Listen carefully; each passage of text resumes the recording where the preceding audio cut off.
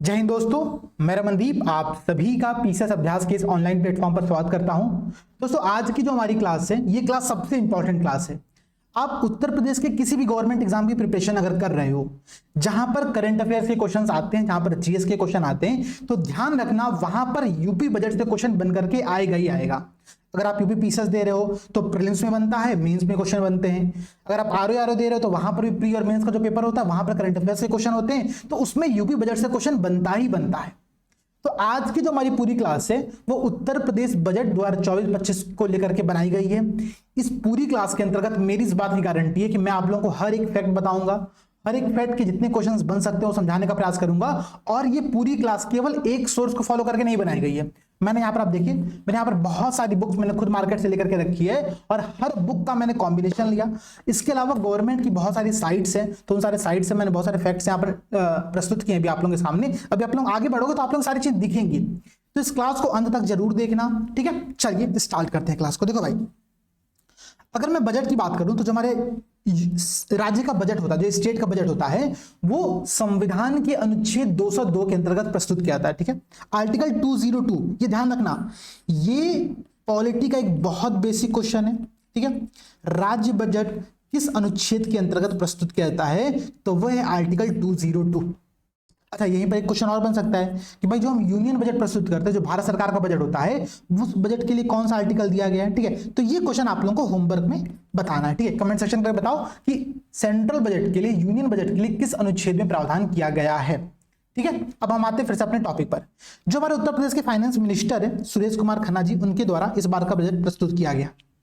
इस बार के बजट में जो सबसे इंपॉर्टेंट पॉइंट है कि बजट एस्टिमेट कितना रहा, बजट अनुमान कितना रहा, तो वो आंकड़ा आप लोगों को याद करना पड़ेगा।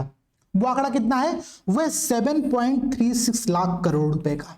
ध्यान रखना, उत्तर प्रदेश के इतिहास में अभी तक का सबसे बड़ा बजट इस बार का बजट रहा है और इस बार हमने 7.36 लाख करोड़ रुपए का बजट एस्टिमेट यहां पर प्रस्तुत किया है। आप सोचोगे सर यही पॉइंट तो हमने पिछले क्लास में, मतलब पिछले साल भी डिस्कस किया था कि पिछले साल का भी जो बजट था वो अभी तक के इतिहास में सबसे बड़ा बजट था। सही बात है, ध्यान रखना, पिछले साल का जो बजट था वो तब तक के इतिहास में सबसे बड़ा बजट था और इस बार का जो बजट है वो उससे भी ज्यादा बजट है। अगर आप ध्यान दोगे यहां पर, तो इस बार का जो हमारा बजट है वो पिछले बार के कंपेरिजन में करीब 6.7% के राउंड यहां पर क्या है, बड़ा बजट प्रस्तुत किया गया, ठीक है। ध्यान रखना, ये पॉइंट चाहो तो आप लोग नोट कर सकते हो कि 2023-24 के कंपेरिजन में 2024-25 का जो बजट है वो 6.7% जो है यहां पर बड़ा बजट है, ठीक है। तो 7.36 लाख करोड़ का बजट है। अगर आप चाहो तो मैं आपको कुछ पिछले वर्षों के आंकड़ों से कंपेयर भी यहां पे कर सकता हूं। ध्यान दीजिएगा आप लोग, देखो यहां पर क्या कह रहा है, 2018, 19, 21, 22, 22, 23, 23, 24 और 24-25 का यहां पर एक आंकड़ा दिया हुआ है और कह रहा है कि अगर आप यहां पर ध्यान से देखोगे तो जो बजट है वो लगातार बढ़ते जा रहा है। बजट क्या है, लगातार हमारा बढ़ते जा रहा है। यहां पर लिखा भी हुआ है कि the budget of the UP government has been increasing in the last few years. पिछले कुछ वर्षों में लगातार जो हमारा बजट है वो बढ़ा है। सबसे अच्छी बात यहां पर हमारे लिए ये है, ठीक है, कि बजट, अभी तक का बजट जो है सबसे बड़ा बजट, अगर आप यहां पर देखो तो यहां पर लिखा भी हुआ है कि अब तक का सबसे बड़ा बजट हमने इस बार प्रस्तुत किया है और 7.36 लाख करोड़ रुपए का ये हमारा बजट है। तो पहला जो इंपॉर्टेंट पॉइंट आप लोगों को याद करना है, चाहे वो प्रीलिम्स की पॉइंट ऑफ व्यू से हो चाहे मेंस की पॉइंट ऑफ व्यू से हो। प्रीलिम्स में एक सिंपल सा स्टेटमेंट देगा एग्जाम में आप लोगों के, क्या स्टेटमेंट रहेगा भाई, कि उत्तर प्रदेश का 2024-25 का बजट का जो अनुमान है वो कितना है, और वहां पर 4 आंकड़े देंगे। ध्यान रखना, यूपी पीसीएस ऐसे बहुत सारे क्वेश्चंस पूछती है और यूपी पीसीएस यहां पर एक लेवल और ऊपर काम करती है। वो करती क्या है, जो विकल्प देगी आप लोगों को, तो विकल्प में देगी 7.33, 7.34, 7.35 और 7.36 करोड़ रुपए, ठीक है। अब आप लोगों को वहां पर सोचना रहेगा कि इसका आंसर क्या होगा, तो याद कर लो 7.36, इतने लाख करोड़ का हमने बजट इस बार प्रस्तुत किया है। पहला पॉइंट तो आप लोगों का यहां पर ये क्लियर हो गया। अच्छा, एक बात और समझो, हम लोग जब चीजों को पढ़ेंगे ना, जब चीजों की हम स्टडी करेंगे तो हम लोग कुछ कीवर्ड्स पर ध्यान देंगे, जो कीवर्ड सरकार ने खुद बोले हैं अपने बारे में। भाई हमको क्या करना है, हम एक एस्पिरेंट है, हमको काम ये करना है कि हम एग्जाम में अच्छा एक आंसर राइटिंग करके आए, मेंस का अगर हम एग्जाम दे रहे हैं तो, ताकि हमारा रिजल्ट बहुत अच्छा जाए। तो सरकार के अगर आप कीवर्ड्स को प्रयोग करते हो ना तो आपका नंबर अच्छा जाता है। सरकार ने यहां पर क्या कहा कि लोक मंगल बजट से जन कल्याण का हमने संकल्प लिया है, ठीक है। तो ये जो बजट है वो जन कल्याण केंद्रित बजट है, लोक मंगल बजट हमने जरा प्रस्तुत किया हुआ है। तो ये चाहो तो आप लोग ये 2 कीवर्ड्स को भी अपने दिमाग में रख सकते हो, ठीक है। चलिए अब हम लोग फिर से अपने टॉपिक पर यहां पर लौटते हैं। तो 7.36 लाख करोड़ का हमारा बजट रहा। अगर हम इस बजट के अंतर्गत रेवेन्यू अकाउंट का जो एक्सपेंडिचर उसकी बात करें, अगर राजस्व खाते का जो व्यय उसकी बात करें, तो वो है 5.33 लाख करोड़ रुपए, और जो कैपिटल अकाउंट का जो एक्सपेंडिचर है, जो पूंजीगत खाते का जो व्यय है, वो है 2.04 लाख करोड़ रुपए। तो आप सोचोगे सर क्या ये आंकड़े याद करने हैं? मैं कहूंगा अगर याद कर लो तो अच्छी बात है, ठीक है, लेकिन अगर ना याद हो तो परेशान भी मत होना। देखो मैं आप लोगों को 2-3 ट्रिक समझाता हूं। जो हमारा कैपिटल एक्सपेंडिचर है, ठीक है, कैपिटल एक्सपेंडिचर हमारा जनरली रेवेन्यू एक्सपेंडिचर से कम होता है। ये एक बहुत सिंपल सी बात है, ठीक है, क्योंकि अगर कैपिटल एक्सपेंडिचर ज्यादा हो गया तो मतलब देश बहुत तेजी से विकास कर रहा है, तो वो तो यहां पर हो नहीं रहा, बहुत तेजी से तो विकास नहीं हो रहा है, तो कैपिटल एक्सपेंडिचर रेवेन्यू एक्सपेंडिचर के कंपेरिजन में थोड़ा सा कम होता है। अब यहां पर देखो तो 2.04 लाख करोड़ रुपए का कॉन्सेप्ट दे रहा है कैपिटल अकाउंट के एक्सपेंडिचर की। फिर आपने टोटल पढ़ा था कि 7.36 लाख करोड़ रुपए जो है वो आपका टोटल बजट एस्टिमेट है। तो 7.36 में से 2.04 जब आप माइनस कर दोगे तो जो आपका बच के आएगा वो आएगा आप लोगों का रेवेन्यू अकाउंट का एक्सपेंडिचर 5.33 लाख करोड़ रुपए। यहां पर आप लोगों के सामने एक आंकड़ा निकल करके आता है, ठीक है। तो आई होप कि ये 3 आंकड़े आपने याद कर लिए होंगे। इन 3 आंकड़ों में 2 आंकड़े बेहद इंपॉर्टेंट है। बजट एस्टिमेट 7.36 लाख करोड़ रुपए, जो कि अभी तक का सबसे बड़ा बजट रहा है। पिछले वर्ष के कंपैरिजन में 6.7% यहां पर वृद्धि की है।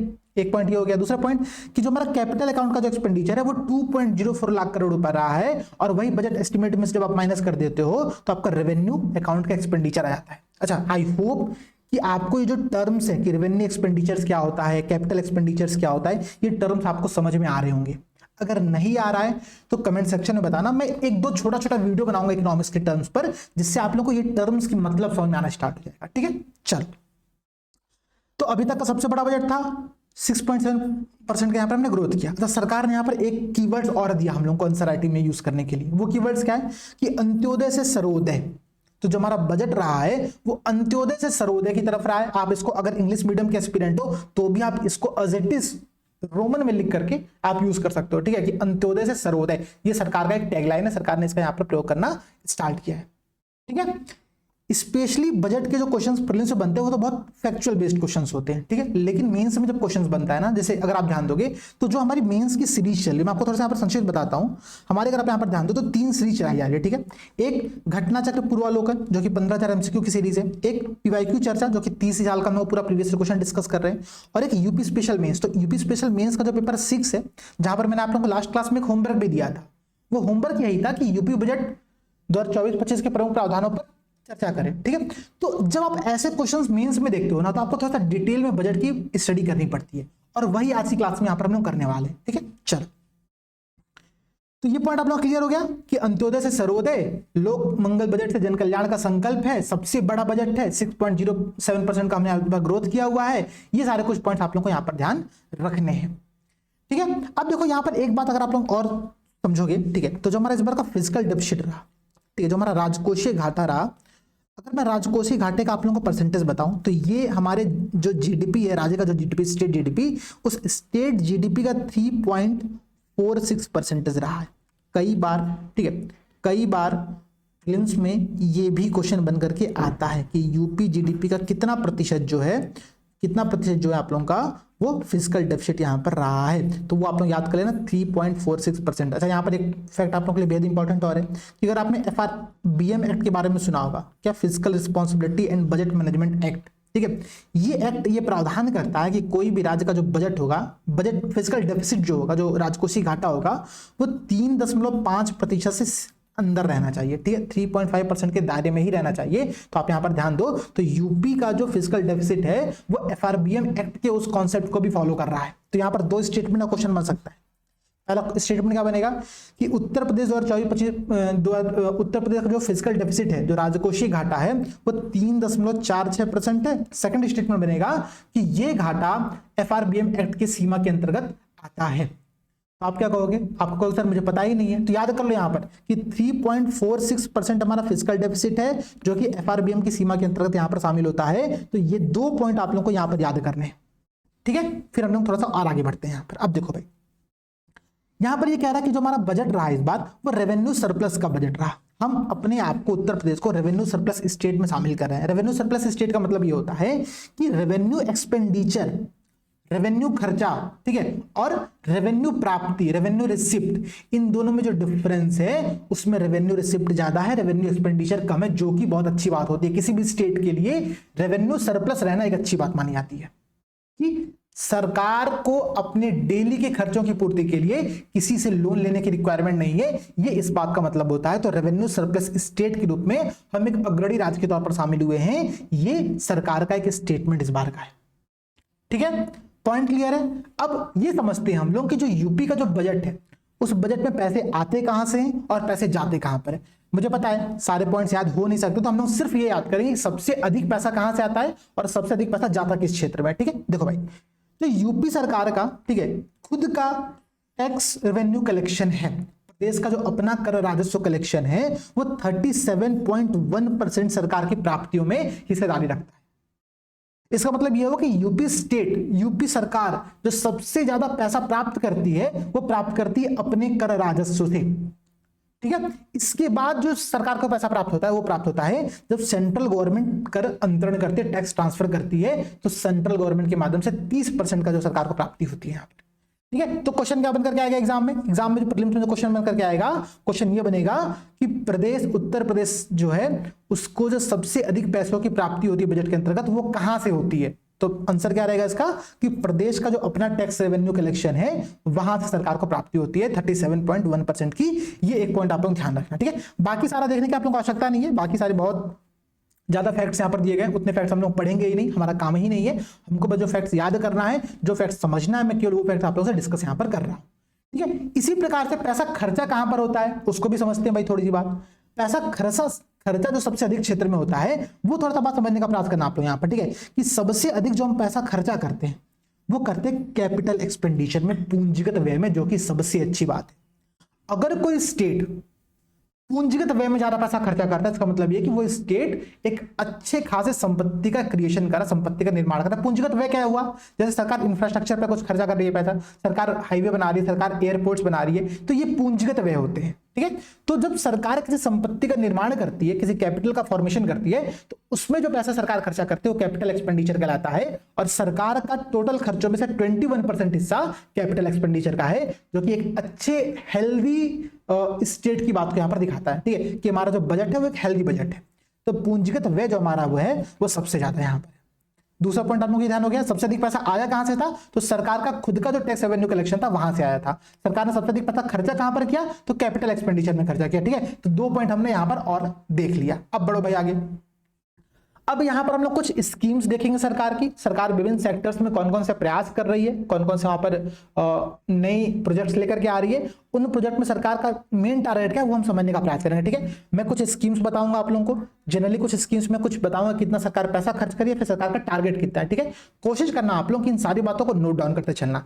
ये जो पूरी पीडीएफ है, ये पूरी पीडीएफ में अपने टेलीग्राम चैनल जो हमारा पीसीएस अभ्यास का टेलीग्राम चैनल को अगर आप लोग यहाँ पर देखोगे तो इस चैनल पर मैं आप लोगों को शेयर कर दूंगा। ठीक है, पीसीएस अभ्यास यही लिख करके सर्च करो टेलीग्राम पर, आपको ये हमारा ग्रुप मिल जाएगा। इसके अलावा जो हमारा कॉन्टैक्ट नंबर है व्हाट्सएप पर, आप यहाँ पर ही मैसेज करके अन्य इंफॉर्मेशन यहाँ पर ले सकते हो। ठीक है, चलो भाई अब देखो क्या कह रहा हूं मैं, कुछ बातें समझाता हूं कि सरकार, अच्छा हम लोग सेक्टर वाइज डिस्कस करेंगे, जैसे कि एग्रीकल्चर सेक्टर अभी देख रहे हैं, फिर हम देखें सरकार ने वुमेन्स के लिए कौन सा प्रोजेक्ट स्टार्ट किया, सरकार ने यूथ के लिए कौन सा कार्य किए हुए, सरकार ने इंफ्रास्ट्रक्चर डेवलपमेंट के लिए सरकार ने कौन से कार्य किए हुए। तो हम लोग लाइन से सारे स्कीम, सारे कॉन्सेप्ट यहाँ पर समझने का प्रयास करेंगे। ठीक है, 2024-25 के बजट में जो यूपी सरकार का एग्रीकल्चर सेक्टर में ग्रोथ का टारगेट है वो है 5.1% का टारगेट। ठीक है, एक तो पॉइंट यहां पर ये ध्यान रख लो कि उत्तर प्रदेश सरकार ने कृषि और संबंधित क्षेत्रों में जो ग्रोथ का टारगेट तय किया है वो है 5.1%, 5.1% का हमने टारगेट यहां पर तय किया हुआ है।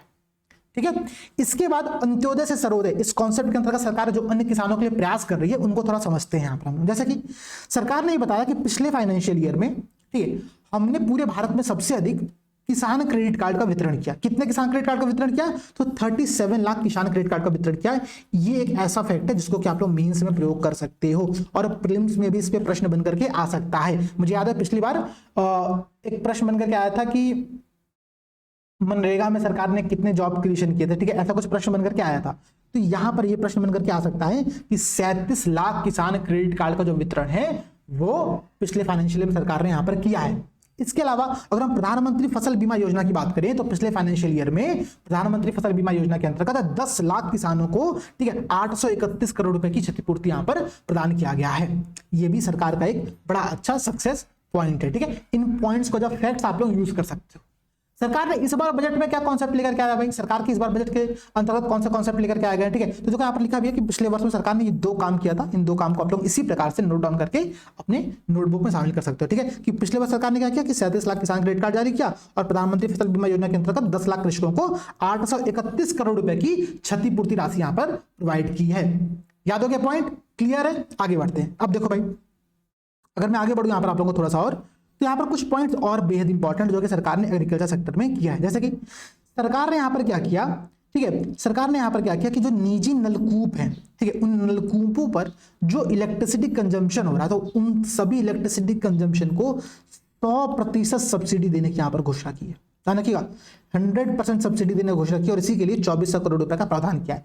आप 2400 करोड़ रुपए मत याद करो, इतने पॉइंट कहाँ याद कर पाओ। तो हम याद क्या करेंगे यहाँ पर कि सरकार ने निजी नलकूपों को इलेक्ट्रिसिटी प्रोवाइड करने के लिए 100% सब्सिडी देने की घोषणा की है आने वाले बजट के अंतर्गत, जो कि एक बहुत अच्छी बात है, ठीक है। इसके बाद आप ध्यान दो यहाँ पर, तो हमने इस बार मुख्यमंत्री खेत सुरक्षा योजना प्रारंभ किया है। मुख्यमंत्री खेत सुरक्षा योजना, नाम क्या लग रहा है, खेत की सुरक्षा की जाएगी, ठीक है। तो काम भी इसका यही है। काम क्या है कि इसमें खेतों के अंतर्गत जो फसल लगे होंगे उनकी सुरक्षा करने का प्रावधान। किसान जो है वो अपनी फसलों को आवारा पशुओं से बचाने के लिए, जैसे नील गाय फसल, नील गाय जो होती है हमारे गांव में नील गाय बड़ी चलती है, ठीक है। तो नील गाय क्या होती है, फसलों को बर्बाद कर देती है, ठीक है। तो उन नील गायों और अन्य आवारा पशुओं से फसलों को सुरक्षा के लिए इलेक्ट्रिक बाड़ लगाए जाएंगे और सरकार इसके लिए 50 करोड़ रुपए का यहाँ पे क्या कर रही है, प्रावधान कर रही है, ठीक है। तो एक जो इस बार की सरकार की एक नई स्कीम है किसानों के लिए, वो किसान है वो स्कीम है मुख्यमंत्री खेत सुरक्षा योजना। अब देखो, इस बार के बजट में 2 नया कॉन्सेप्ट सरकार लेकर के आई कि निजी नलकूप को 100% इलेक्ट्रिसिटी सब्सिडी दी जाएगी। इसके अलावा मुख्यमंत्री खेत सुरक्षा योजना के अंतर्गत आवारा पशुओं से खेतों की सुरक्षा करने के लिए, फसलों की सुरक्षा करने के लिए हम इलेक्ट्रिक बाड़ लगाएंगे और उसके लिए 50 करोड़ रुपए का प्रावधान सरकार यहां पर कर रही है, ठीक है। तो ये पॉइंट देख लेना आप लोग। उसके बाद और देखो भाई यहाँ पर क्या है, ठीक है। अगर यहाँ पर हम देखें तो स्टेट एग्रीकल्चर डेवलपमेंट स्कीम में सरकार स्टार्ट कर रही है, जिसके लिए 200 करोड़ रुपए का सरकार ने प्रावधान किया, ठीक है। कि राज्य कृषि विकास योजना के अंतर्गत सरकार ने 200 करोड़ रुपए का प्रावधान किया हुआ है। एक पॉइंट आप लोग यहाँ पर ये भी नोट कर सकते हो, ठीक है। इसके बाद यूपी सरकार वर्ल्ड बैंक के साथ मिलकर के कुछ यूपी एग्री स्कीम चला रही है, जिसके लिए सरकार ने 200 करोड़ रुपए का प्रावधान किया हुआ है, ठीक है। तो ये भी पॉइंट एक बेहद इंपॉर्टेंट है। सरकार केवल कृषि क्षेत्र को ही नहीं, कृषि क्षेत्र में रिसर्च एंड डेवलपमेंट को प्रमोट करने के लिए भी, अनुसंधान को भी प्रमोट करने के लिए सरकार क्या कर रही है, एक बेहद इंपॉर्टेंट एग्रीकल्चर टेक्नोलॉजी यूनिवर्सिटी की स्थापना करी। कहां पर, तो गोरखपुर के बगल में, मेरे जो गृह जनपद है उसके जस्ट बगल में कुशीनगर में हम लोग क्या कर रहे हैं यहाँ पर, महात्मा बुद्ध, आपको पता है कि महात्मा बुद्ध का संबंध कुशीनगर से रहा है, क्यों रहा है ये बात आप लोग जानते हैं ऑलरेडी, ठीक है। तो महात्मा बुद्ध कृषि एवं प्रौद्योगिकी विश्वविद्यालय की स्थापना कुशीनगर में की जा रही है। यह सरकार का एग्रीकल्चर सेक्टर में रिसर्च को बढ़ावा देने के लिए एक बेहद शानदार है। इसके अलावा ऑर्गेनिक कल्चर लैब बनाया जा रहा है, टिश्यू लैब लखनऊ में स्थापित किया जा रहा है, ठीक है। एवं एग्रीकल्चर टूरिस्ट सेंटर्स की स्थापना की जा रही है ताकि एग्रीकल्चर सेक्टर में युवाओं को हम लोग आगे ले आ सके, युवाओं को हम लोग इसमें इन्वॉल्व करा सके। देखो, सरकार का मेन प्रोजेक्ट एक ही है, सिंपल सा, सेंट्रल गवर्नमेंट का भी और स्टेट गवर्नमेंट का भी, कि हम एग्रीकल्चर में ना यूथ को लेकर के आए। क्यों कोई युवा अगर अच्छे आईआईटी से पढ़ाई कर रहा है तो क्यों नहीं वो गांव में जाके कृषि कर रहा है, क्यों वो मल्टीनेशनल कंपनीज में काम करने जा रहा है। सरकार युवाओं को कृषि सेक्टर में प्रमोट करने के लिए ऐसे बहुत सारे कार्य करे, जैसे कि टेक्नोलॉजी यूनिवर्सिटी की स्थापना कर दिया गया कुशीनगर में, ठीक है। इसके अलावा हम ऑर्गेनिक कल्चर लैब बना रहे हैं, एकदम अत्याधुनिक लैब बना रहे हैं, यहाँ पर टिश्यू लैब बना रहे हैं, ठीक है। एग्रीकल्चर टूरिस्ट सेंटर्स की स्थापना कर रहे हैं, ठीक है। तो ये सारे पॉइंट सरकार आरएनडी को प्रमोट करने के लिए एग्रीकल्चर सेक्टर में यहाँ पर कर रही है, ठीक है। इसके बाद यहाँ पर आप देखो तो वही सारी बातें लिखा हुआ है कि महात्मा बुद्ध कृषि एवं प्रौद्योगिकी विश्वविद्यालय कुशीनगर 100 करोड़ रुपए। अच्छा, एक बात और समझो, अगर आपने नारायण सर का जो अभी डीएसपी हुए थे इस बार, ठीक है, 9वीं रैंक थी उनके डीएसपी में, जहां तक मैं श्योर हूं, तो उन्होंने अभी एक वीडियो अपलोड किया था आप लोगों के लिए, ठीक है। उस वीडियो में सर ने बताया कि आपको जो सोर्स फॉलो करना है अपने पेपर 5 और पेपर 6 के कंटेंट के लिए, उसमें एक बहुत बड़ा पोर्शन होगा यूपी गवर्नमेंट की साइट्स। अब मुझे पता है कि आप यूपी गवर्नमेंट की साइट तो देखने वाले नहीं वाले हो, ठीक है, इतने तो आप बहुत जागरूक हो नहीं, ठीक है। तो यूपी गवर्नमेंट की आप साइट देखो। अच्छा, सोचो ना आप लोग, अभी हम लोग ये इतनी शानदार फ्री इनिशिएटिव चला रहे हैं, ठीक है, 3 सीरीज चला रहे हैं, मैं गारंटी ले सकता हूं कि पूरे यूट्यूब पर ऐसी सीरीज कहीं पर अवेलेबल नहीं है, हम चला रहे हैं। उसके बावजूद आप लोगों का रिस्पॉन्स क्या है, देख रहे हैं, बहुत सारे लोग देख रहे हैं, बट जो होमवर्क दिया जा रहा है वो आप लोग वहां पर नहीं कर रहे हैं, तो ऐसे तो काम नहीं चलेगा। तो मुझे उम्मीद है कि आप लोग गवर्नमेंट की साइट तो यहाँ पर नहीं देखने वाले, तो उसका एक अल्टरनेटिव विकल्प ये है, आप लोग इंस्टाग्राम सब लोग चलाते हो, ठीक है, इंस्टा पर बहुत शानदार दिन में 2 से 3 घंटे का शेड्यूल होता है इंस्टाग्राम पर रील देखने का, ठीक है, उस पर डांस मुजरा, ठीक है, कॉमेडी, ये सब चीज आप लोग देखते हो दिन भर बैठ करके। तो इंस्टा पर वो चीज देखने के साथ साथ अगर आप थोड़ा समय निकाल पाओ, ठीक है, तो यूपी गवर्नमेंट का इंस्टाग्राम का जो हैंडल है उसको आप लोग फॉलो कर लो, ठीक है, यूपी गवर्नमेंट का इंस्टाग्राम का जो हैंडल है उसको फॉलो कर लो। हो सके तो इसके साथ साथ आप सीएम योगी आदित्यनाथ का जो भी हैंडल है उसको भी आप फॉलो कर सकते हो, या फिर अगर उनको ना भी फॉलो करना हो, ठीक है, आप कहो कि नहीं भाई मैं किसी राजनीतिक पार्टी से नहीं जुड़ना चाहता तो मत फॉलो करो, लेकिन यूपी गवर्नमेंट का इंस्टाग्राम हैंडल आप लोग फॉलो करना स्टार्ट कर दो। ये सारे जो पॉइंट्स मैंने नोट डाउन किए हैं, ये सारे पॉइंट्स उसी इंस्टाग्राम आईडी से लिया गया। मैं खुद इंस्टाग्राम रील बहुत चलाता हूँ, ठीक है, मतलब अगर आप इंस्टाग्राम ओपन करोगे मुझे जरूर लाइव देख जाओगे, ठीक है, अगर आप मुझे फॉलो करते हो इंस्टाग्राम पर तो मुझे आप लाइव जरूर देख जाओगे। तो इंस्टाग्राम को थोड़ा सा पढ़ने के पर्पज से यूज किया जा सकता है, उसका एक अच्छा अल्टरनेटिव सॉल्यूशन यहाँ पर मैंने दिखाया आप लोगों को, ठीक है। अब देखो भाई, इसके अलावा सरकार क्या करी, सरकार एग्रीकल्चर एंड टेक्नोलॉजी यूनिवर्सिटीज और कई सारे महाविद्यालयों की भी स्थापना करी, इसके लिए सरकार ने 100 करोड़ रुपए का प्रावधान किया हुआ है, तो ये भी एक बहुत इंपॉर्टेंट पॉइंट यहाँ पर है। अब देखो, हम केवल एग्रीकल्चर सेक्टर की बात नहीं करेंगे, हम एग्रीकल्चर सेक्टर के साथ साथ कुछ एलाइड एक्टिविटीज की बात करेंगे जहां पे सरकार कुछ प्रयास कर रही है, ठीक है। जैसे कि अगर हम यहाँ पर देखें तो कुछ एलाइड एक्टिविटीज में क्या दे रहा है, कह रहा है कि सरकार ने दूध उत्पादन को प्रमोट करने के लिए, मिल्क प्रोडक्शन को बढ़ावा देने के लिए एक स्कीम स्टार्ट की, हालांकि ये स्कीम पिछले बजट में भी थी, ठीक है, नंद बाबा दुग्ध मिशन योजना, ठीक है।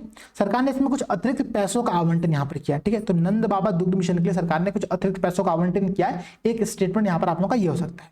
इसके अलावा जो यूपी सरकार है उसकी एक मिल्क प्रोडक्शन प्रमोशन पॉलिसी है, ठीक है, उत्तर प्रदेश दुग्ध उत्पादन प्रोत्साहन नीति 2022 है, उसके अंतर्गत भी हमने कुछ पैसों का आवंटन यहाँ पर किया हुआ है, ठीक है। तो आपको बस ये लिखना, आपको बस लिखना कि दुग्ध विकास के लिए सरकार के प्रयास, पहला पॉइंट, नंद बाबा दुग्ध मिशन योजना हेतु 75 करोड़ रुपए का आवंटन, उत्तर प्रदेश दुग्ध उत्पाद प्रोत्साहन नीति 2022 के अंतर्गत 25 करोड़ रुपए का आवंटन, ठीक है। या फिर आप ये दोनों पॉइंट अगर नहीं याद कर पा रहे हो, करो सर मुझे पैसों का आवंटन याद नहीं हो पाएगा, ठीक है, मत याद करो, आप याद यहाँ पर क्या करो कि मथुरा में हमने एक नवीन डेयरी प्लांट का निर्माण किया है, हमने मथुरा में क्या किया है, मतलब एक प्रस्ताव किया है कि मथुरा में हम लोग एक नवीन डेयरी प्लांट की स्थापना करेंगे, ठीक है। तो सरकार का ये एक नया प्रयास है, आप इसको नोट डाउन कर लेना, इसको बता देना, ठीक है। इसके अलावा तो सरकार ने क्या किया कि पशुपालन को नियंत्रण करने के लिए, मतलब पशु रोग को नियंत्रण करने के लिए सरकार ने यहाँ पर एक पशु रोग नियंत्रण योजना के लिए, ठीक है, करीब 200 करोड़ रुपए का यहाँ पर आवंटन किया। इसके अलावा गोरखपुर मेरे गृह जनपद और भदोई में, जहां पर कालीन का निर्माण होता है, कालीन भैया वाले कालीन का निर्माण होता है, ठीक है, तो गोरखपुर एवं भदोई में पशु चिकित्सा महाविद्यालयों की स्थापना हेतु 100 करोड़ रुपए का यहाँ पर प्रावधान किया गया है। तो ध्यान रखना, एग्रीकल्चर यूनिवर्सिटीज के साथ साथ हम गोरखपुर और भदोई में, ठीक है, एग्रीकल्चर यूनिवर्सिटी कहां पर बना रहे थे, कुशीनगर में। इसके अलावा उसका नाम क्या था, महात्मा बुद्ध एग्रीकल्चर यूनिवर्सिटी नाम था उसका, ठीक है। इसके अलावा गोरखपुर और भदोई में हम पशु चिकित्सा महाविद्यालय का निर्माण कर रहे हैं। सरकार का ये 2 नए प्रयास हैं, आपको ये बताना पड़ेगा, अपने आंसर में ये सारे पॉइंट्स नोट करने पड़ेंगे। सबसे बड़ी बात, प्रीलिम्स में एक क्वेश्चन बनकर के आएगा, निम्नलिखित में से किन जगहों पर उत्तर प्रदेश सरकार ने हालिया बजट में पशु चिकित्सा महाविद्यालय की स्थापना करने की घोषणा की है। 4 विकल्प देगा, आप कंफ्यूज रहोगे दिन भर, याद करो, यहां से वो पॉइंट्स याद करना है। ये पॉइंट्स प्रीलिम्स में भी इंपॉर्टेंट है, ये पॉइंट्स मेंस में भी इंपॉर्टेंट है, ये पूरी क्लास सबके लिए इंपॉर्टेंट है।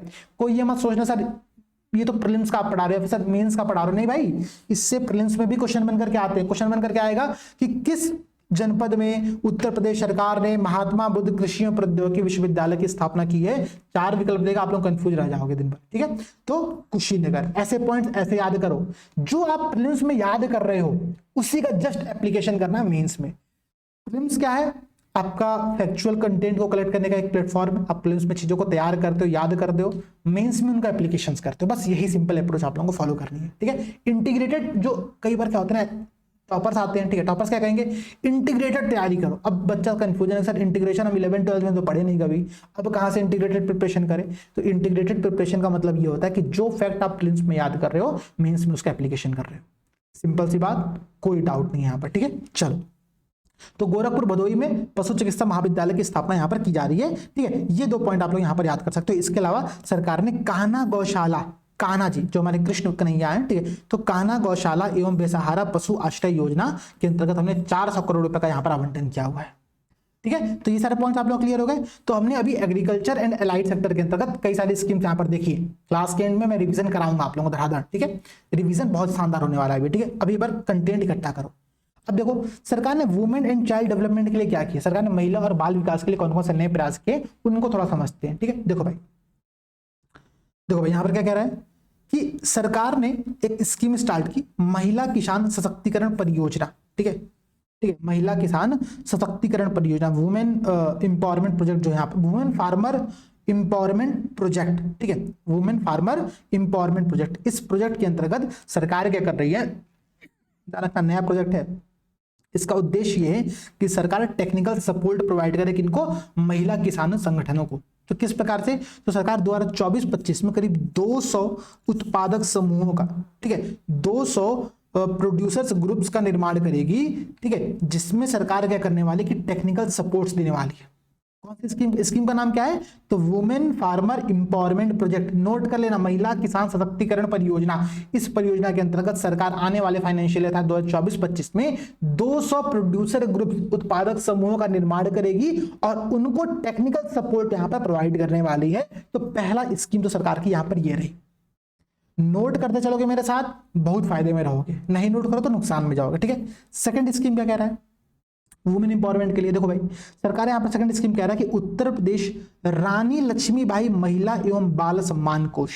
कौन सा सम्मान कोष है भाई, तो रानी लक्ष्मीबाई महिला एवं बाल सम्मान कोष के अंतर्गत, ध्यान दीजिएगा यहाँ पर बेहद इंपॉर्टेंट है, जघन्य अपराधों से पीड़ित महिलाओं एवं बालिकाओं को इस कोष के अंतर्गत 1 लाख रुपए से 10 लाख रुपए तक का आर्थिक क्षतिपूर्ति यहां पर प्रोवाइड कराई जाएगी। तो स्कीम का नाम क्या है, स्कीम का नाम है उत्तर प्रदेश रानी लक्ष्मीबाई महिला एवं बाल सम्मान कोष, जिसके अंतर्गत 1 लाख रुपए से 10 लाख रुपए तक यहां पर दिए जा रहे हैं। ठीक है,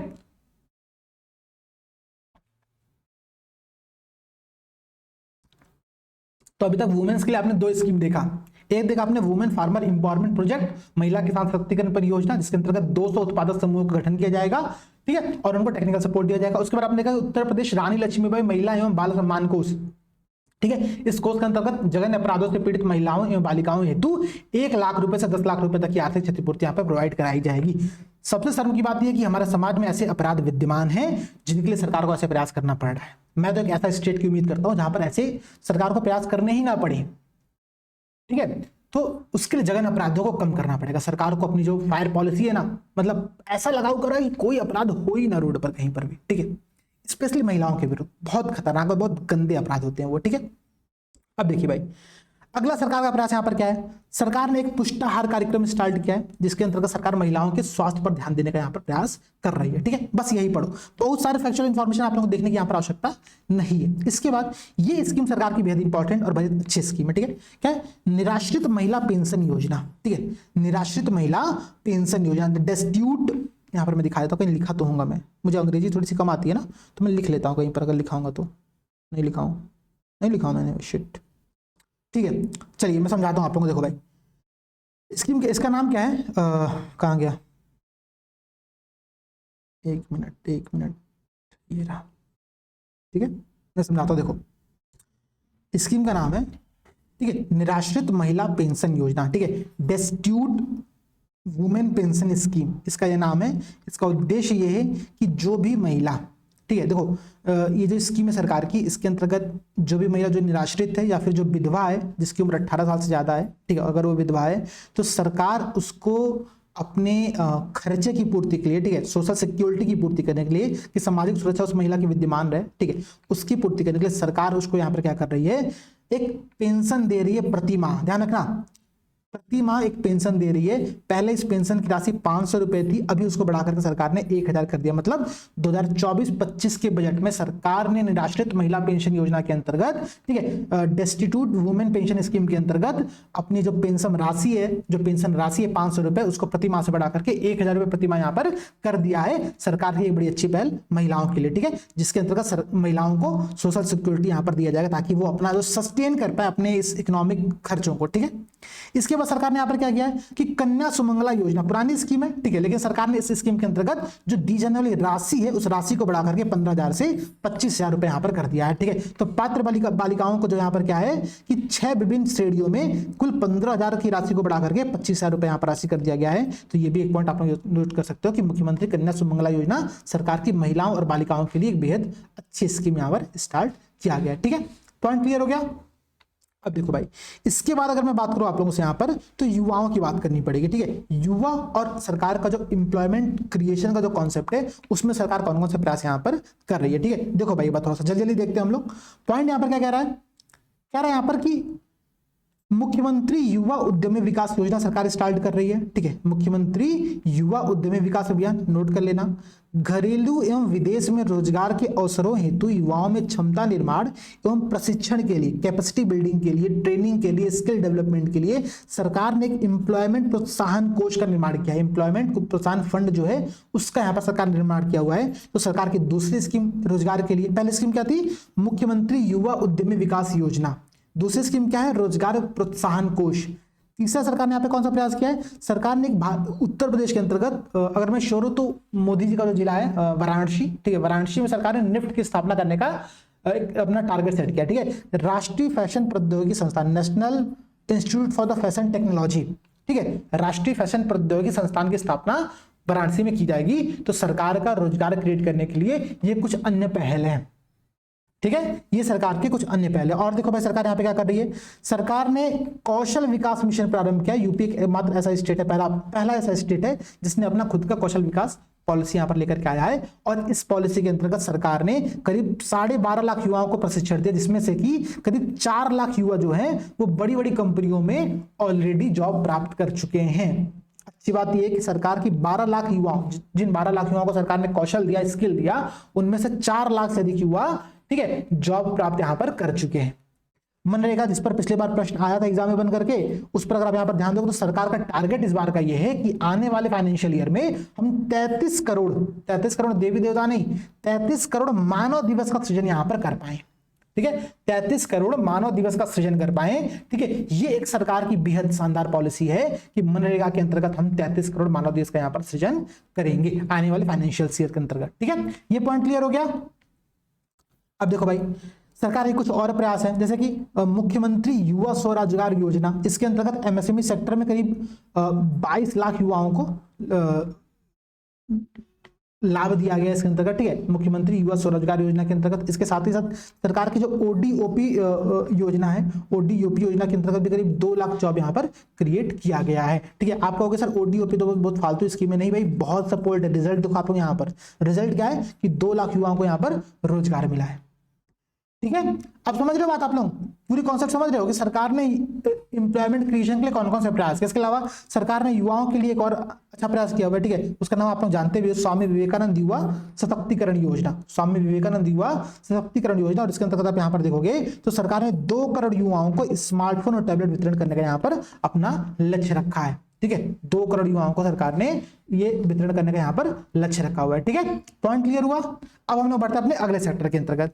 अगला सेक्टर हमारे यहाँ पर क्या कह रहा है, वो कह रहा है टूरिज्म और कल्चरल सेक्टर के अंतर्गत सरकार कौन कौन से प्रयास इस बार बजट के अंतर्गत कर रही है। आपको पता है कि 2025 में महाकुंभ लगने वाला है, 2025 में महाकुंभ लगने वाला। तो 2025 के महाकुंभ के लिए सरकार ने सबसे पहले 2500 करोड़ रुपए का बजट यहाँ पर आवंटित कर दिया है। महाकुंभ एक ऐसा मतलब उत्सव होता है जिसमें यूपी में सिर्फ कल्चरल पॉइंट ऑफ व्यू से मत सोचना, आर्थिक पॉइंट ऑफ व्यू से सोचना। देखो 3 चीजें मैं आपको बताता हूँ। हम जब इकोनॉमिक्स पढ़ते हैं ना, ठीक है, या फिर इकोनॉमिक्स जब मेंस के आंसर राइटिंग करते हैं तो वहाँ पर एक 3T का कॉन्सेप्ट प्रयोग करते हैं। 3T का कॉन्सेप्ट प्रयोग करते हैं। 3T कॉन्सेप्ट होता क्या है, ट्रेड, टूरिज्म, ट्रांसपोर्ट। ठीक है, अगर कोई सरकार इन 3 क्षेत्रों में कार्य कर रही है तो मतलब वहां पे ग्रोथ होने की संभावना ज्यादा है। ठीक है, कौन कौन से क्षेत्र भाई, ट्रेड मतलब व्यापार कर रही है सरकार बहुत बड़ी मात्रा में ग्रोथ, टूरिज्म पर्यटन को सरकार बढ़ावा दे रही है। ठीक है, अब पर्यटन को बढ़ावा देने के लिए कई सारे रास्ते हैं। सरकार इको टूरिज्म को बढ़ावा दे सकती है, सरकार मेडिकल टूरिज्म को बढ़ावा दे सकती है, सरकार आध्यात्मिक टूरिज्म को बढ़ावा दे सकती है। क्योंकि जो हमारा उत्तर प्रदेश का स्टेट है वो गंगा यमुना के एक ऐसे क्षेत्र में लोकेटेड है जहां पर टूरिज्म, जो आध्यात्मिक टूरिज्म है उसकी बहुत संभावनाएं हैं। तो सरकार स्पिरिचुअल टूरिज्म को बढ़ावा देने के लिए यहाँ पे कार्य कर ही रही है। और केवल एक धर्म नहीं, सरकार बहुत सारे धर्मों के लिए प्रयास कर। आपको पता है कि सरकार ने एक मतलब सूफी परिपथ का भी निर्माण किया हुआ है, सरकार ने बौद्ध परिपथ का भी निर्माण किया, सरकार ने रामायण सर्किट बना रही है सरकार। तो सरकार से बहुत सारे प्रयास यहाँ पर कर रही है। ठीक है, तो ट्रेड, टूरिज्म और ट्रांसपोर्ट। आपको पता है कि यूपी में ट्रांसपोर्ट के जितने भी मोड हैं, चाहे एयर कनेक्टिविटी की मोड हो, चाहे आपके हाईवेज के मोड हो, चाहे आपके रेलवे के मोड हो, ठीक है, सभी मोड पर सरकार लगातार प्रयास कर रही है। तो ये 3T का जो कॉन्सेप्ट होता है ना, आप इसको मेंस में लिख सकते हो, मेंस के एनसीईआरटी में प्रयोग कर सकते हो, ठीक है। तो देखो टूरिज्म और कल्चरल इन क्षेत्रों में सरकार ने क्या किया कि टूरिज्म को बढ़ावा देने के लिए महाकुंभ 2025 हेतु 2500 करोड़ रुपए का यहाँ पर आवंटन किया हुआ है, ठीक है। एक तो पॉइंट आप लोग याद करो। इसके बाद निषाद राज गुहा सांस्कृतिक केंद्र कल्चरल सेंटर की स्थापना कहां पर की गई है? श्रृंगवेरपुर में की जा रही है, ठीक है। आजमगढ़ के हरिहरपुर में, ठीक है, संगीत महाविद्यालय की स्थापना की जा रही है, ठीक है। हरिहरपुर आजमगढ़ में, आजमगढ़ मेरा हरिहरपुर में मेरा गांव है, ये पड़ता है गाजीपुर में, ठीक है, पता नहीं यहाँ पे लिखा आजमगढ़, तो याद करो आजमगढ़ में भी पड़ता हुआ एक गांव, ठीक है। निषाद राज गुहा सांस्कृतिक केंद्र श्रृंगवेरपुर, ठीक है, आजमगढ़ के हरिहरपुर में और संगीत महाविद्यालय की स्थापना की जा रही है, ठीक है। इसके अलावा महर्षि वाल्मीकि सांस्कृतिक केंद्र चित्रकूट की स्थापना की जा रही है, ठीक है। महर्षि वाल्मीकि सांस्कृतिक केंद्र चित्रकूट की स्थापना की जा रही है, ठीक है। तो ये 3 कल्चरल और टूरिज्म कॉन्सेप्ट को प्रमोट करने के लिए सरकार के नए एस्टेब्लिशमेंट है, नए सरकार के प्रोजेक्ट है, ठीक है। निषाद राज गुहा सांस्कृतिक केंद्र श्रृंगवेरपुर, एग्जाम में प्रश्न बनकर आएगा, प्रीलिम्स में ध्यान रखना, आरओ यूपी पीछे सब ध्यान रखना। क्वेश्चन रहेगा कि हाल ही में सरकार के द्वारा निषाद राज गुहा सांस्कृतिक केंद्र का निर्माण कहां पर किया गया है? देखा श्रृंगवेरपुर, हरिहरपुर, चित्रकूट, अयोध्या। आप सोचोगे कहां पर किया गया होगा, ठीक है। याद कर लो श्रृंगवेरपुर में इसकी स्थापना की गई है, आजमगढ़ के हरिहरपुर में संगीत महाविद्यालय बनाया गया है और चित्रकूट में महर्षि वाल्मीकि सांस्कृतिक केंद्र की स्थापना की गई है, ठीक है। ये सरकार ने कुछ कॉन्सेप्ट। इसके अलावा अयोध्या जी में, श्री अयोध्या जी में सरकार ने क्या किया कि अंतरराष्ट्रीय रामायण एवं वैदिक शोध संस्थान की भी स्थापना यहाँ पर की है। इसके लिए सरकार ने 10 करोड़ रुपए का प्रोजेक्ट यहाँ पर लेकर के आया हुआ है, ठीक है। सरकार के आपने ये कॉन्सेप्ट देखे। अब देखो भाई इसके बाद, ठीक है, इसके बाद अगर हम यहाँ पर देखें तो इसके अलावा अयोध्या जी में श्री अयोध्या जी, काशी, मथुरा वृंदावन, नैमिषारण्य, विंध्यवासिनी धाम, देवी पाटन और नाथ कॉरिडोर, ठीक है, इन सभी में थीम बेस्ड इंफ्रास्ट्रक्चर का निर्माण किया जा रहा है, थीम आधारित अवस्थापना की जा रही है, ठीक है। तो ये भी सरकार के इस बार के बजट में शामिल है कि अयोध्या जी, काशी, मथुरा वृंदावन, नैमिषारण्य, विंध्यवासिनी धाम, देवी पाटन और नाथ कॉरिडोर, लगभग मैं इनमें हर जगह गया हूँ, ठीक है। नहीं, मथुरा वृंदावन बस नहीं गया हूँ, बाकी हर जगह गया हूँ, ठीक है। तो इन जगहों पर सरकार क्या कर रही है? थीम बेस्ड इंफ्रास्ट्रक्चर का निर्माण यहाँ पर कर रही है। इसके अलावा प्रयागराज में सरकार कुंभ संग्रहालय की स्थापना कर रही है। सरकार क्या कर रही है? कुंभ संग्रहालय की प्रयागराज में स्थापना कर रही है। एक पॉइंट आप लोगों का ये भी बेहद इंपॉर्टेंट है, ठीक है। तो ये सरकार के संस्कृति और पर्यटन को बढ़ावा देने के लिए सरकार की कुछ पहले हैं जिनको कि आप लोगों को यहाँ पर पता होना ही चाहिए। इसके अलावा अगर मैं आपको कुछ पॉइंट्स यहाँ पर और नोट कराऊं तो अयोध्या के समग्र विकास हेतु सरकार ने 100 करोड़ रुपए का कॉन्सेप्ट लेकर के आया। सरकार ने 100 करोड़ रुपए प्रस्तावित किया। अयोध्या के एयरपोर्ट मतलब महर्षि वाल्मीकि एयरपोर्ट का निर्माण करने के लिए हमने 150 करोड़ रुपए यहाँ पर दिया हुआ है। ये कुछ पॉइंट्स याद रखना, मेंस में बेहद काम आएगा। प्रीलिम्स में तो ठीक है, हम लोग प्रीलिम्स में जो फैक्चुअल इन्फॉर्मेशन है वो तो काम आएंगे आएंगे, ये मेंस में लिखने के लिए बहुत काम आएगा आप लोगों का, ठीक है। कि अयोध्या के समग्र विकास है तो 100 करोड़ रुपए, अयोध्या में एयरपोर्ट महर्षि वाल्मीकि एयरपोर्ट का निर्माण करने के लिए हमने 150 करोड़ रुपए यहाँ पर क्या किए हैं? प्रस्तावित किए, ठीक है। इसके बाद सरकार क्या कर रही है? इंफ्रास्ट्रक्चर डेवलपमेंट और इंडस्ट्रियलाइजेशन को प्रमोट करने के लिए भी कार्य कर रही है। कैसे कार्य कर रही है? सबसे कुछ इंपॉर्टेंट पॉइंट बताता हूँ। देखो हमारे गोरखपुर में एक गीडा है, ठीक है, गोरखपुर इंडस्ट्रियल डेवलपमेंट एरिया। इसी के तर्ज पर मतलब गीडा जैसे कॉन्सेप्ट पर आधारित, ठीक है, बुंदेलखंड क्षेत्र में बुंदेलखंड इंडस्ट्रियल डेवलपमेंट एरिया का गठन यहाँ पर किया जा रहा है ताकि वहां पर डेवलपमेंट हम लोग कर सके। इसके अलावा जो फॉर्च्यून 500 कंपनीज हैं उन कंपनियों से उत्तर प्रदेश में इन्वेस्टमेंट को प्रमोट करने के लिए, एफडीआई को ले आने के लिए हमने एक एफडीआई पॉलिसी 2023 का निर्माण किया है। इसके अलावा हमने सेमीकंडक्टर पॉलिसी 2023 का निर्माण किया है। जो सेमीकंडक्टर पॉलिसी हमारी है वो आप पता हो 2022 की पॉलिसी थी, उसको भी हम यहाँ पर लागू कर रहे हैं, ठीक है। सेमीकंडक्टर, डेटा सेंटर, स्टार्टअप्स एवं आईटी सेक्टर से संबंधित विशेष योजना के साथ ही 2022 में इलेक्ट्रॉनिक्स मैन्युफैक्चरिंग को प्रोत्साहित करने के लिए नीति लागू यहाँ पर की जा रही है, ठीक है। ये आपने देखा सरकार क्या करे इंफ्रास्ट्रक्चर के लिए? एक तो बीडा का निर्माण किया हमने, बुंदेलखंड इंडस्ट्रियल डेवलपमेंट एरिया। फिर हमने क्या किया कि semiconductor, data centre, startups, IT sectors के लिए हमने एक स्पेशल पॉलिसी बनाई है जिसको हम यहाँ पर इलेक्ट्रॉनिक्स मैन्युफैक्चरिंग को प्रमोट करने के लिए लेकर के आ रहे हैं, ठीक है। एक पॉइंट आप लोग का यहाँ पर ये हो गया। इसके बाद अगर हम यहाँ पर देखिए कुछ दोस्तों और, तो ग्लोबल इन्वेस्टर समिट 2023 में जो हुआ था उसमें भी हमने करीब 2.5 लाख युवाओं के रोजगार के लिए कुछ प्रयास यहां पर किए हैं, ठीक है। न्यू इलेक्ट्रॉनिक्स मैन्युफैक्चरिंग पॉलिसी जो हमारी है उसके अंतर्गत प्रदेश में 3 सेंटर ऑफ एक्सीलेंस की स्थापना करने का हमने यहां पर लक्ष्य रखा इस बार के बजट के अंतर्गत। तो ये कुछ ऐसे पॉइंट्स है ना जिनको कि आप लोगों को याद करना है, एग्जाम में क्वेश्चन बनकर के आएगा, ठीक है। क्वेश्चन क्या बनेगा भाई? क्वेश्चन बनकर के ये आएगा कि हाल ही में सरकार ने कहां पर नई इंडस्ट्रियल डेवलपमेंट अथॉरिटी की स्थापना की है, 4 जगह का नाम देगा, आप लोग सोचते रह जाओगे कहां पर है। ठीक है, तो अगर यहां पर पढ़ रहे हो चीजों को तो प्रीलिम्स और मेंस दोनों के पॉइंट ऑफ व्यू से पढ़ो, याद करो। ठीक है, कि बीटा में ये निर्माण हुआ है। अब देखो भाई, अगर मैं इंडस्ट्रियल डेवलपमेंट के कुछ और कॉन्सेप्ट यहां पर देखूं तो डिफेंस कॉरिडोर हमारा है, उसमें जो 6 नोट्स है उसमें से 3 नोट्स का यहां पर आवंटन कंप्लीट हो चुका है। ठीक है, ये बात ध्यान रखना।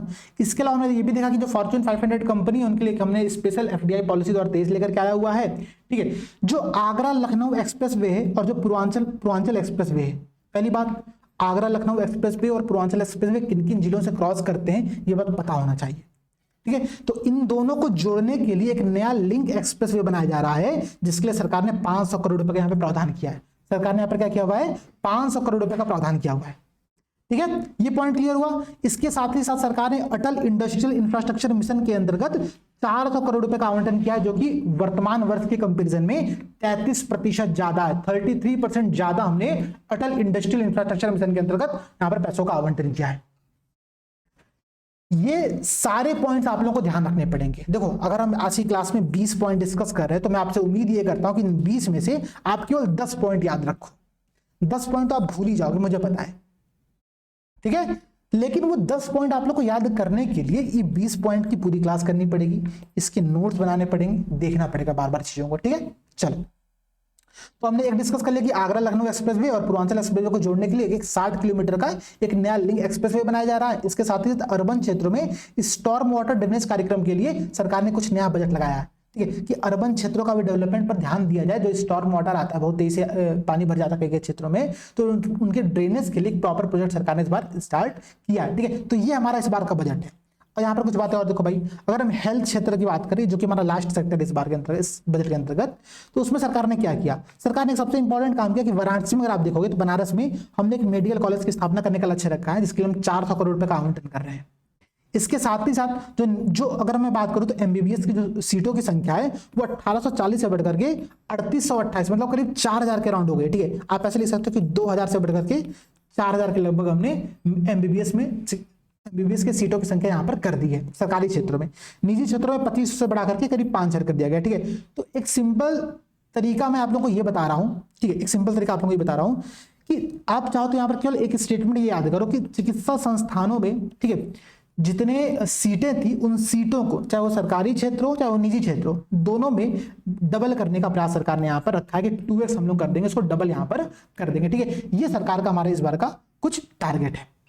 ठीक है, इसके अलावा सरकार ने सभी 75 जिलों में निःशुल्क डायलिसिस की सुविधा भी स्टार्ट की है इस बार के बजट के अंतर्गत। ये भी यहां पर का एक अच्छा सरकार का मेडिकल क्षेत्र के अंतर्गत पहल है। तो ये तो आप लोगों का हो गया चिकित्सा क्षेत्र के अंतर्गत। आयुष क्षेत्र भी यहीं पर शामिल होता है, तो आयुष में भी देख लो हम क्या करें, 2024-25 के बजट में गोरखपुर में महायोगी गुरु गोरखनाथ आयुष विश्वविद्यालय का निर्माण करेंगे। ठीक है, अयोध्या में हम एक राजकीय आयुर्वेदिक महाविद्यालय की स्थापना करेंगे और वाराणसी में हम राजकीय होम्योपैथिक मेडिकल कॉलेज की स्थापना कर रहे हैं। ठीक है, तो ये 3 पॉइंट्स याद कर लेना कि गोरखपुर में आयुष विश्वविद्यालय, ठीक है, अयोध्या में हम आयुर्वेदिक महाविद्यालय और वाराणसी में हम होम्योपैथिक मेडिकल कॉलेज की स्थापना कर रहे हैं। तो ये 3 मेडिकल कॉलेज आप लोगों का हो गया अलग अलग, ठीक है, सेक्टर्स के अंतर्गत। इसके अलावा हमने 75 जिलों में निःशुल्क डायलिसिस की सुविधा स्टार्ट की है। मेडिकल सीटों की जो संख्या है, चाहे वो सरकारी चाहे निजी हो, दोनों में बढ़ाकर हमने लगभग डबल कर दिया है। ठीक है, ये आप लोगों का एक आंकड़ा यहाँ पर है। अब देखो, अगर आप मेंस के पॉइंट ऑफ व्यू से सारे पॉइंट्स लिख रहे हो, आपको 2 काम करना पड़ेगा। आपको एक तो इंट्रोडक्शन देना पड़ेगा। इंट्रोडक्शन हम क्या देंगे, सबसे पहला पॉइंट जो हमने डिस्कस किया था, मैं थोड़ा सा आपको रिवीजन कराता जल्दी। ठीक है, 5 मिनट का रिवीजन होगा, क्लास कंप्लीट हो जाएगी आप लोगों की। एक बार देखो क्या है, हमने क्या पढ़ा, सबसे पहले हमने ये पढ़ा कि भाई जो सरकार कुछ कीवर्ड्स खुद देती है ना, उन कीवर्ड्स का प्रयोग करो। जैसे क्या, एक तो हम लोग कीवर्ड्स ये प्रयोग कर सकते हैं कि सरकार का जो इस बार का बजट है वो लोक मंगल बजट से जन कल्याण का एक संकल्प प्रस्तुत करता है। ये बजट अभी तक का सबसे बड़ा बजट है उत्तर प्रदेश सरकार का, जो कि 7.36 लाख करोड़ का बजट हमने इस बार प्रस्तुत किया है। एक पॉइंट चाहो तो आप लोग इससे पहले ऑलरेडी स्टार्ट कर सकते हो कि उत्तर प्रदेश सरकार अनुच्छेद 202 के अंतर्गत, ठीक है, 202 के अंतर्गत हमने इस बार का बजट प्रस्तुत किया, जो कि लोक मंगल बजट से लेकर के जन कल्याण का संकल्प प्रस्तुत करता है। जब आप 202 वाले कॉन्सेप्ट को लिखते हो ना कि आर्टिकल 202 में हमने ये काम किया हुआ है, तो जो कॉपी चेकर होता है उसको ये लगता है कि हाँ, ये एस्पिरेंट को ना बेसिक नॉलेज भी है और साथ साथ वो बहुत सारे जो फंडामेंटल कॉन्सेप्ट होता है वो भी उसको पता है। ठीक है, तो आर्टिकल 202 से स्टार्ट करो, सरकार के कुछ की टर्म्स का प्रयोग करो। सबसे बड़ा बजट है, अंत्योदय से सर्वोदय का कॉन्सेप्ट है, जन कल्याण का कॉन्सेप्ट यहाँ पर है। इन सारी बातों को आप लिखोगे अपने आंसर के अंतर्गत। आप चाहो तो ये ग्राफ बना सकते हो, एक चार्ट बना सकते हो। चार्ट मैंने देखो आप लोगों के लिए इसलिए बनाया कि आप चाहो तो इस चार्ट को बना करके अपने आंसर बुक में दिखा सकते हो। ठीक है। हाँ, हालांकि इतने डिटेल के साथ बनाओगे तो 2-3 मिनट लग जाएगा, ठीक है। तो इतना डिटेल नहीं बनाना है, बस 2-3 पॉइंट दिखा करके बस एक ऐसा एस्टिमेटेड ग्राफ दिखा देना कि ग्राफ जो है बढ़ रहा है, ठीक है। जो यूपी गवर्नमेंट का बजट है वो लगातार इंक्रीज कर रहा है लास्ट फ्यू ईयर्स में, आप उसको यहाँ पर रिप्रेजेंट कर सकते हो, ठीक है। तो एक आप लोगों का ये ग्राफ हो गया। फिस्कल डेफिसिट जो हमारा है वो एफआरबीएम एक्ट के अंतर्गत जो सीमा है उस सीमा से कम है, 3.46 ऑफ द यूपी जीडीपी है। सबसे इंपॉर्टेंट पॉइंट यहाँ पर ये हो गया, ठीक है। हम रेवेन्यू सरप्लस स्टेट कैटेगरी में शामिल हैं, ठीक है। एक अग्रणी राज्य है। पैसा आता कहां से? तो पैसा आता है सरकार का अपना जो कर राजस्व कलेक्शन होता है वहां से आता है। खर्चा सरकार कहां पर करती है? तो सबसे ज्यादा सरकार जो खर्चा करती है वो करती है पूंजीगत व्यय में, कैपिटल एक्सपेंडिचर में सरकार यहाँ पर पैसा खर्चा करती है। अब जब आपका इंट्रोडक्शन कंप्लीट होगा तो आप मेन बॉडी पर जब आओगे तो मेन बॉडी में आपको डिफरेंट सेक्टर वाइज सरकार की स्कीम्स बतानी पड़ेंगी। सरकार एग्रीकल्चर सेक्टर में कौन से कार्य कर रही है, तो सरकार का टारगेट है कि हम 5.1% के ग्रोथ रेट के साथ आगे बढ़े इस क्षेत्र में। हमने इस बार क्या किया कि 37 लाख किसान क्रेडिट कार्ड जारी किया है। हमने 10 लाख से अधिक कृषकों को प्रधानमंत्री फसल बीमा योजना के अंतर्गत क्षतिपूर्ति प्रोवाइड कराई है, ठीक है। और सरकार इस बार, ठीक है, जो काम कर रही है एग्रीकल्चर सेक्टर के अंतर्गत, तो वो कार्य कौन से? सरकार ने निजी जलकूपों पर 100% फ्री इलेक्ट्रिसिटी सब्सिडी दी है। मुख्यमंत्री खेत सुरक्षा योजना हमने स्टार्ट किया है, ठीक है। स्टेट एग्रीकल्चर डेवलपमेंट स्कीम लेकर के आ रही है। वर्ल्ड बैंक से एक असिस्टेड यूपी एग्री स्कीम लेकर के आ रही है। रिसर्च एंड डेवलपमेंट के लिए कुशीनगर में महात्मा बुद्ध कृषि और प्रौद्योगिकी विश्वविद्यालय की स्थापना की जा रही है, ठीक है। ये सारे कॉन्सेप्ट आप लोगों को यहाँ पर बताने पड़ेंगे, ठीक है। ये सारे कॉन्सेप्ट जो आप लिखोगे तो आपका आंसर यहाँ पर कंप्लीट हो जाएगा। फिर जब हम एग्रीकल्चर सेक्टर की बात करते हैं तो हम केवल एग्रीकल्चर पर नहीं सीमित रहते, हम एग्रीकल्चर के साथ साथ उसके जो एलाइड एक्टिविटीज होती है, जो उसके सहायक जो अन्य क्रियाकलाप होते हैं जैसे कि दूध, पशुपालन, इन क्षेत्रों के बारे में आपको बताना पड़ेगा कि मथुरा में हम एक नवीन डेयरी प्लांट की स्थापना कर रहे हैं। जो हमारा नंद बाबा दुग्ध मिशन था उसके अंतर्गत हमने कुछ नए प्रावधान यहाँ पर किए हुए हैं, ठीक है। हमारे जो यूपी दुग्ध उत्पादन प्रोत्साहन पॉलिसी 2022 है उसके अंतर्गत हमने कुछ नए इस बार बजट आवंटन किया हुआ है। इसके साथ ही साथ गोरखपुर और भदोही में हम क्या कर रहे हैं? पशु चिकित्सा महाविद्यालय की स्थापना कर रहे हैं, ठीक है। ये बात ध्यान रखना। तो ये आपका पशुपालन संदर्भ में भी हो गया।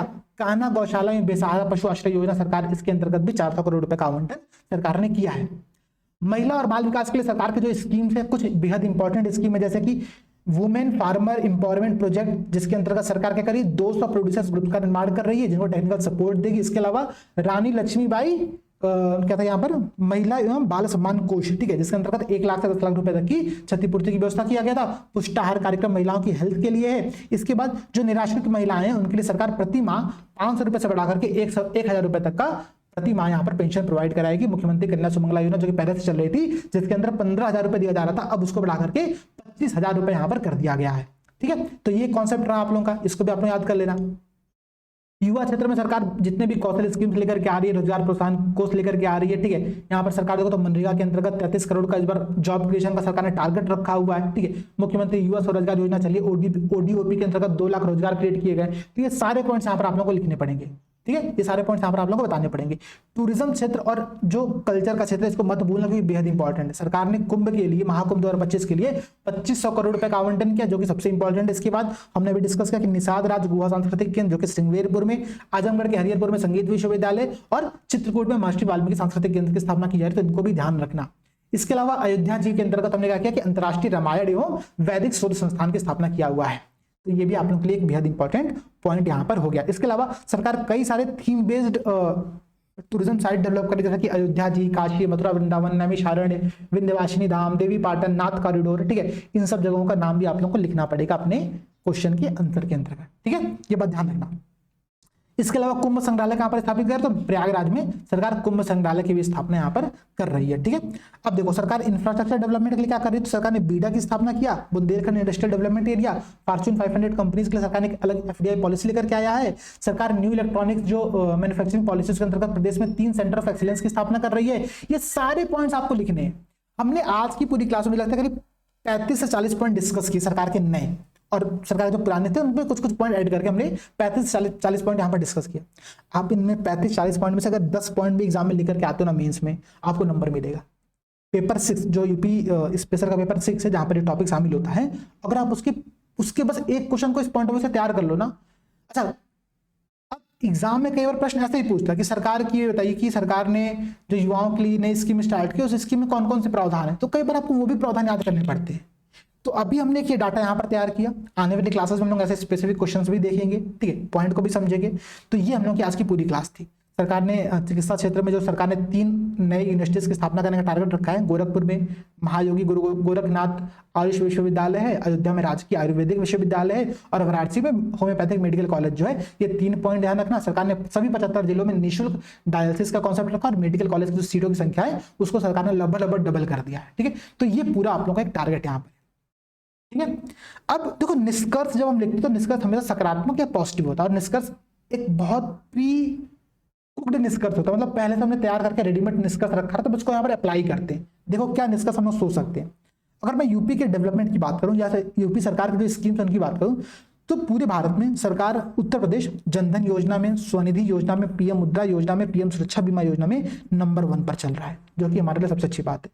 आप चाहो तो ये लिख सकते हो कि उत्तर प्रदेश सरकार के प्रयासों के परिणाम स्वरूप हमारे पास जो कुछ प्रमुख स्कीम्स है केंद्र सरकार की उनमें हम नंबर 1 पे ऑलरेडी चल रहे हैं। हम बाकी आने वाले स्कीम्स में भी उसी प्रकार से उनका क्रियान्वयन करके सामाजिक सुरक्षा, सामाजिक डेवलपमेंट, आर्थिक वृद्धि इन सबको एक साथ सुनिश्चित कर सकते हैं। ठीक है, एक आपका कंक्लूजन ये होगा।